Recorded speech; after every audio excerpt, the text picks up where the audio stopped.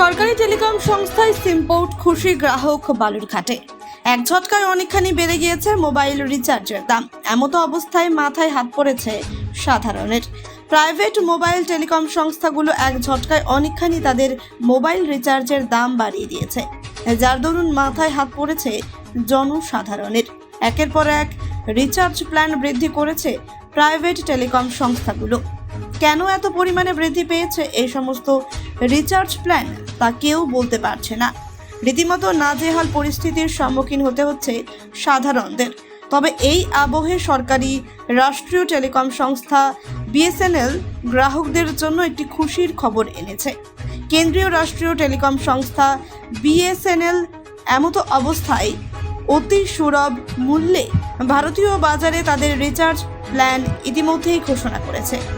এদিকে এই খবর প্রকাশিত হতেই এক ঝটকায় প্রাইভেট টেলিকম সংস্থাগুলোর গ্রাহকেরা তাদের সিম কার্ড পোর্ট করেছে সরকারি রাষ্ট্রীয় টেলিকম সংস্থা বিএসএনএল-এ। একাধিক বিএসএনএল অফিসগুলোতে অন্যান্য প্রাইভেট কোম্পানি গ্রাহকেরা তারা ভিড় করছে, এই পোর্ট করছে তাদের সিম এবং কেন্দ্রীয় টেলিকম সংস্থা বিএসএনএল-এ। ঠিক একই ছবি ধরা পড়ল দক্ষিণ দিনাজপুর জেলার বালুরঘাট বিএসএনএল অফিসে। প্রাইভেট টেলিকম সংস্থা থেকে তারা পোর্ট করছে কেন্দ্রীয় টেলিকম সংস্থা বিএসএনএল-এ। ঠিক একই ছবি ধরা পড়ল বালুরঘাটেও। বহু প্রাইভেট টেলিকম সংস্থার গ্রাহকেরা তাদের সিম পোর্ট করছে রাষ্ট্রীয় টেলিকম সংস্থা বিএসএনএল। ভিড় বাড়ছে বিএসএনএল অফিসে। এদিন এমনই এক গ্রাহকের সঙ্গে আমরা কথা বলি এই বিষয়ে।